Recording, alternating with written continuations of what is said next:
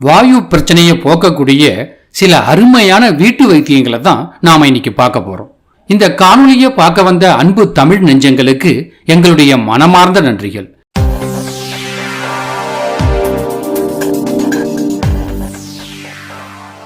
வாயு பிரச்சனை பாத்தீங்கன்னா நிறைய பேர் சந்திக்கக்கூடிய ஒரு பிரச்சனை தான். இதோட அறிகுறிகள் எப்படி இருக்கும்னா, வாந்தி வரும், அடி வயிற்றுல வலி இருக்கும், நெஞ்சு எரிச்சல் ஏற்பட்டுக்கிட்டே இருக்கும், வயிற்றுல ஒரு விதமான அமிலம் சுரக்கும். இந்த வாயு பிரச்சனையை போக்கக்கூடிய சில எளிமையான வீட்டு வைத்தியங்களை தான் நாம இன்னைக்கு பார்க்க போறோம். உங்களுக்கு வாயு பிரச்சனை இருந்ததுன்னு வச்சுங்களேன், கொஞ்சமா ஓமத்தை எடுத்துக்குங்க, கொஞ்சம் உப்பையும் சேர்த்துக்குங்க. இதை வாயில போட்டு நல்லா மெல்லுங்க. கூடவே ஒரு டம்ளர் அளவுக்கு தண்ணியை குடிங்க. உங்களுக்கு இப்படி சாப்பிட்றதுக்கு பிடிக்கலன்னா ஒரு டம்ளர் தண்ணியில ஓமத்தை கொதிக்க வச்சு கொஞ்சம் உப்பையும் சேர்த்து குடிக்கலாம். நல்ல பலன் கொடுக்கும். வாயு பிரச்சனையை போக்குறதுக்கு இன்னொரு வழி என்னன்னா, ஒரு டம்ளர் தண்ணியை அடுப்புல வச்சு சூடுபடுத்துங்க.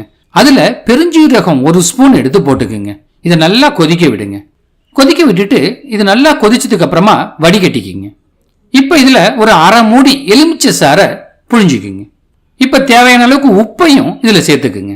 இந்த பானத்தை நீங்க எடுத்து குடிக்க வேண்டியதுதான். இதுவும் பாத்தீங்கன்னா வாயு பிரச்சனையை போக்கக்கூடியது தான். கடுமையான வாயு பிரச்சனை உள்ளவங்க இப்ப சொல்ல போற பானத்தை குடிச்சா நல்ல பலன் கிடைக்கும். இதுக்கு ஒரு பாத்திரத்துல ஒரு டம்ளர் தண்ணியை விடுங்க. இப்ப அதுல ஒரு ஸ்பூன் தனியம், அதாவது கொத்தமல்லி விதைகளை போட்டுக்குங்க. அடுத்ததா ஒரு ஸ்பூன் ஜீரகத்தையும் இதுல சேர்த்துக்குங்க.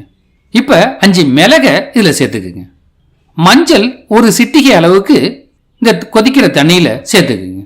இதுல போட்டிருக்கிற எல்லாமே வாயுவை போக்கக்கூடியது. இந்த ஒரு டம்ளர் தண்ணி கொதிச்சு 3/4 டம்ளர் ஆகிற வரைக்கும் கொதிக்க விடுங்க.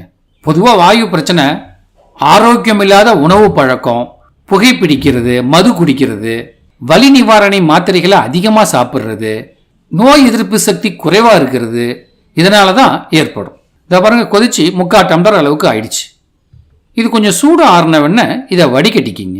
கடைசியா தேவையான அளவு உப்பையும் இதுல சேர்த்துக்குங்க. இப்ப இதை குடிக்க வேண்டியதுதான். இது பாத்தீங்கன்னா வயிற்றுல தேங்கி இருக்கிற வாயுவை உடனே வெளியேற்றும். வயிறும் சுத்தமாயிடும், செரிமான பிரச்சனையும் நீங்கும். உங்களுக்கு வாயு பிரச்சனை இருந்ததுன்னு வச்சுங்களேன், நீங்க இந்த பானத்தை நீங்க உணவு சாப்பிட்டதுக்கு அப்புறமோ இல்ல முன்னரோ எப்ப வேணாலும் இதை குடிக்கலாம். நல்ல பலன் கொடுக்கும்.